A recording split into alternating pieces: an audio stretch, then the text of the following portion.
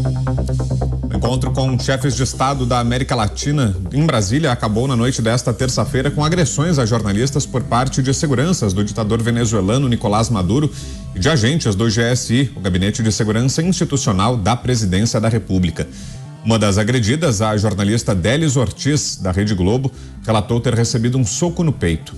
Minutos antes do episódio, Délis questionou Maduro sobre o valor da dívida da Venezuela com o Brasil e o ditador teria ficado irritado com a pergunta.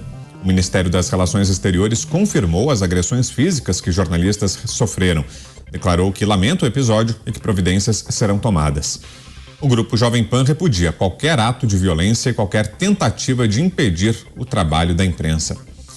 Nosso primeiro destaque do programa de hoje, a gente começa trazendo a análise dele, Tiago Pavinato, que nos diz desse episódio. Pavi, boa noite. Boa noite, Vitor.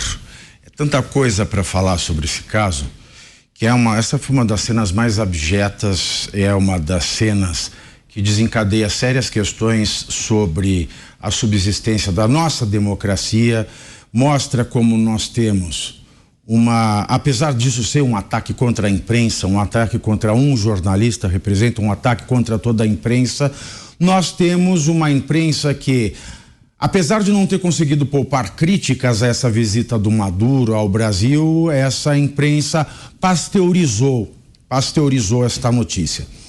Primeiro, nós temos essas imagens do local, nós temos essas imagens de jornalistas perplexos, e o que se vê nessa imagem? Quem nos acompanha pela internet, pela televisão, pode ver a cena que, para ela, só é possível uma legenda. Nós temos seguranças que trabalham para o GSI, que é o Gabinete de Segurança Institucional da Presidência da República, portanto, do presidente Lula. Nós temos funcionários públicos ou pessoas terceirizadas que recebem dinheiro público para manter intacta a integridade física de um ditador sanguinário, estuprador, genocida, torturador, assassino, violador sistemático dos direitos humanos, enquanto o dinheiro do povo brasileiro mantém intacta a integridade de um ditador sanguinário, de um facínora, de um tirano. Ele agride uma mulher que estava ali cumprindo o seu papel de jornalista, que estava ali, portanto, trabalhando.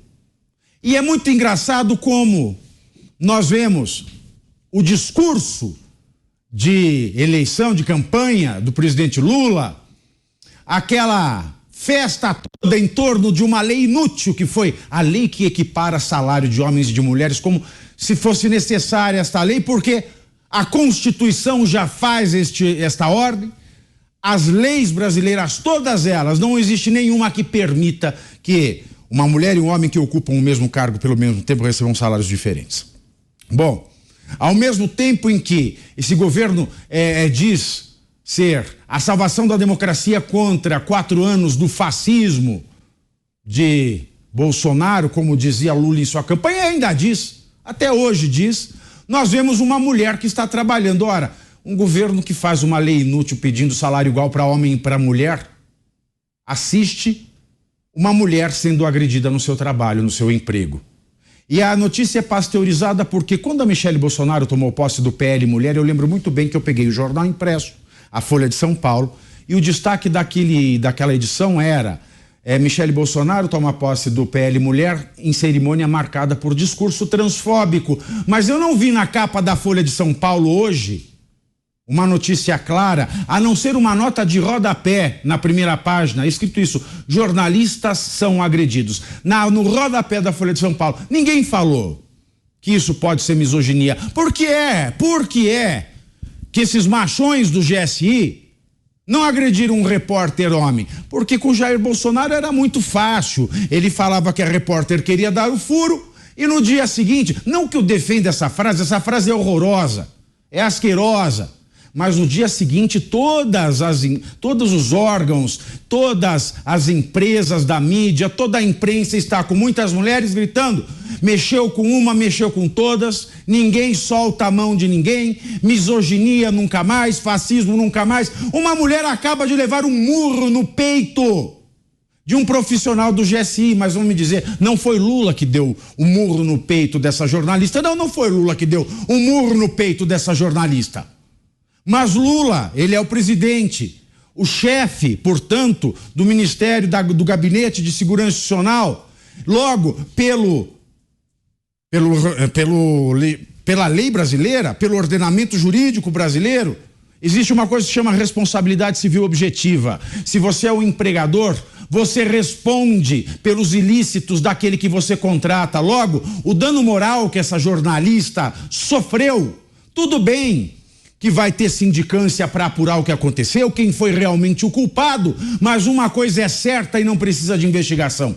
Se o GSI, se alguém do GSI cometeu um erro, essa responsabilidade jurídica, civil e não penal é do presidente da República.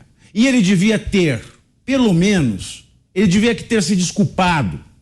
Ele deveria ter ido às redes sociais, feito um vídeo, mas ele não fez nada disso, Vitor. Só para encerrar, nem ele, nem a Janja, que é a grande mulher do Brasil hoje, se dignaram a pedir desculpas, porque podem achar quem foi o culpado, podem responsabilizar penalmente o culpado, mas a vítima será a mesma. O ministro dos Direitos Humanos ficou em silêncio o dia todo e a ministra da Mulher só se manifestou hoje no final da tarde. Vamos a Brasília. José Maria Trindade, já com a gente. Concorda, Zé, com isso que apontou o Pavinato? Muito tímidas as reações, tanto da imprensa quanto do próprio governo federal, Zé? Salve, boa noite. Muito tímidas. E houve cobranças hoje por todo lugar, viu? Muito boa noite, meu caro Vitor. Boa noite, Pavinato. Boa noite, Mota. E boa noite aqui, o meu colega de Brasília, Dantas. E boa noite a você, que sempre está aqui nos acompanhando nos Pingos nos Is. Olha, esta passagem deste ditador aqui pelo Brasil foi uma tragédia. Até aliados do presidente Lula reclamaram e reclamaram muito da situação. Eu diria até que Lula envergonhou o Brasil ao falar que isso é a narrativa. Não é a narrativa, não, é a realidade. Qualquer um que faça uma visita à fronteira Brasil-Venezuela vai entender o que é atravessar um país a pé para ficar livre dessa situação. Lula falou no início ali de problemas na democracia. Não é problemas na democracia, isso é um eufemismo muito grande, não é nada disso não. É uma ditadura, sim. E todos reclamaram exatamente a forma como ele foi recebido no Brasil. Isso gerou várias dificuldades. Essa agressão contra a jornalista Délis Ortiz, ela tem que ser lembrada para sempre. A Délis é uma jornalista respeitadíssima entre colegas aqui, sempre. É uma veterana na cobertura diária daqui da política nacional e dos grandes eventos de coberturas de posse. A Délis é uma pessoa respeitável e foi brutalmente agredida.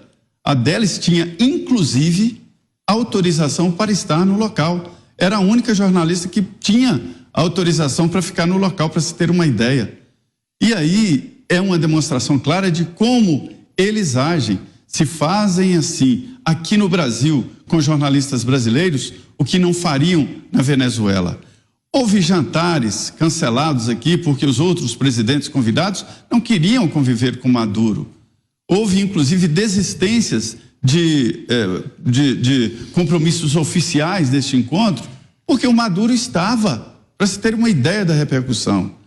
E Lula envergonha ao Brasil a dizer que se trata de uma narrativa. Não é uma narrativa, é uma realidade. No Congresso Nacional, a situação ficou tão crítica que houve, inclusive, pronunciamentos seguidos no plenário da Câmara falando exatamente o que disse o Bolsonaro, o Pavinato, desculpa. O Pavinato falou com toda a verdade. Se fosse em outra situação, estariam as feministas, a bancada feminina. Cadê o pessoal defendendo a jornalista respeitada Délis Ortiz? Os deputados é que foram cobrar, vem cá, cadê? Onde estão os defensores? Né? Isso é revolta. Então, assim, são vários pontos a serem citados aí como uma vergonha receber o Maduro aqui e principalmente a forma como ele foi recebido. É isso que acabou provocando essa vergonha. os outros presidentes que estavam aqui se sentiram envergonhados de estarem no mesmo local que ele. Ou seja, foi mesmo uma tragédia esta vinda de Maduro aqui, 48 horas de tensão. Deixa eu só Oi, Pavê. Pois não. Eu li na hora do Linha de Frente, estou lendo agora aqui nos Pingos nos Is, tem gente que comenta assim, fez o L, acho pouco, levou o que merecia. Você que está escrevendo isso aqui, cria vergonha na sua cara. Não escreve uma coisa dessa no chat, não. Não precisa compartilhar o lixo de ser humano que você é. Porque não é porque uma pessoa está no espectro político oposto que você está autorizado a escrever isso. Se você é um democrata, você não aceita violência, nenhuma violência, contra quem quer que seja.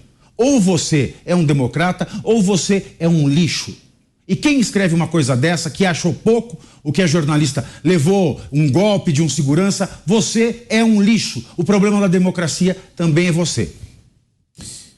Cláudio Dantas, queremos ouvi-lo agora. Dantas, será que esse episódio acaba entrando em contradição justamente com aquilo que dizia o presidente Lula, né, falando sobre a defesa do regime democrático da Venezuela, a truculência com que agiram os oficiais a serviço do Nicolás Maduro acaba sendo um retrato justamente do oposto de como é respeitada, entre aspas, de como é tratada a liberdade de expressão pelo regime venezuelano. Dantas, boa noite. Boa noite, Brown, Pavinato, Zé Maria, Mota e toda a nossa audiência. O episódio da Délis Ortiz me lembrou um episódio comigo. Eu passei por algo bastante semelhante muitos anos atrás com Hugo Chávez, com seguranças do ditador Hugo Chávez, antecessor de Nicolás Maduro, o seu grande líder. Tomei ali também uma cotovelada no peito, derrubaram meu gravador. São meganhas, são milicianos, são criminosos. Ditador nenhum gosta de imprensa.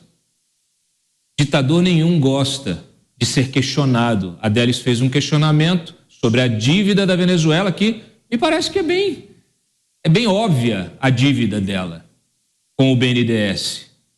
E aí agora está o Maduro dizendo que vai renegociar, vai criar um grupo, uma comissão da verdade para discutir o valor realmente que deve a Venezuela ao Brasil. E o Fernando Haddad topou a brincadeira, topou renegociar. Olha, a gente já falou aqui nos outros dias, ontem, anteontem, sobre essa presença do Nicolás Maduro, a forma como Lula o recebeu com honras militares, tratado como chefe de Estado, tudo que ele falou, deixou muito claro, criando aí a sensação de que ou ele está descolado da realidade ou ele tem objetivos espúrios no comando do país, porque trata tudo que está acontecendo na Venezuela como uma narrativa. Olha só a gravidade do que está acontecendo. O segurança que agrediu a Délis, ele acaba, por osmose, entendendo que deve tratar a imprensa assim, porque é um governo que desrespeita a imprensa, é um governo que ameaça a imprensa, é um governo que está fazendo tudo para calar a imprensa, repetindo justamente aquilo que foi feito por Hugo Chávez e seguido por Nicolás Maduro, lá na Venezuela. A gente que conhece o DNA do Lula, o DNA político do Lula, já esperava que isso pudesse acontecer, até porque é o seguinte, nós já vimos isso acontecer em outros momentos. Eu já vi também o Lula agarrado com Chávez falando mal da imprensa. Quando um presidente da República e o seu homólogo estrangeiro se unem num evento público e falam mal da imprensa, isso aconteceu na inauguração da segunda ponte sobre o Rio Orinoco, lá atrás, muitos anos atrás, eles fizeram um discurso, falaram muito mal da imprensa. Quando isso acontece, o recado que se dá na escada hierárquica do serviço público é o pior possível. Então, a imprensa passa a ser assediada e desrespeitada por qualquer um, inclusive pelos seguranças.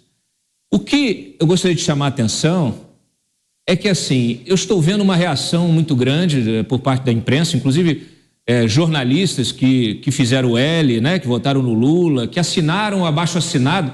Veja, correu um abaixo-assinado durante a campanha entre profissionais da comunicação, jornalistas, assessores de imprensa.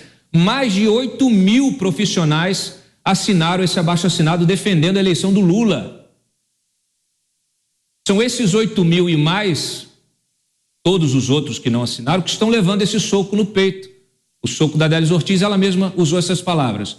O soco no meu peito é no peito de toda a imprensa brasileira. E quando circulou esse abaixo-assinado, eu liguei para algumas pessoas, alguns jornalistas, colegas de profissão que eu conheço e que assinaram esse abaixo-assinado e me surpreendi com a reação. Porque jornalista nenhum tem que apoiar líder político algum. O jornalista, ele tem que ter um papel de independência, de crítica feroz, de vigilância, porque ele é o porta-voz da sociedade, do pagador de impostos. Há muita cobrança hoje dos jornalistas para que ele seja um militante, para que ele também declare voto, para que ele apoie o líder da ocasião. Isso é um erro. O jornalista que faz isso, ele erra. Ele erra profundamente, porque ele abandona a independência, a lucidez, aquilo que honra a profissão de jornalista. Me solidarizo com a agressão aí, não com a agressão, mas com a Adélis pela agressão sofrida, naturalmente, me solidarizo com os jornalistas da Venezuela, que passam por algo muito pior, que são mortos, são perseguidos. Quando trata o Nicolás Maduro como um chefe de Estado legitimamente eleito, como um democrata, quando ele diz que as mortes são narrativa, ele dá um sinal muito ruim para todo mundo, mas especialmente para o brasileiro. Aliás, me lembrou o Celso Amorim duvidando das imagens de ucranianos mortos lá na invasão russa. Está todo mundo em choque. Jornais internacionais, o Washington Post soltou uma matéria hoje falando, olha, o sujeito que se elegeu com a bandeira da democracia agora está se aliando com o que há de pior nos regimes ditatoriais, autocratas do mundo todo. Não poderia ser diferente o tratamento com a imprensa.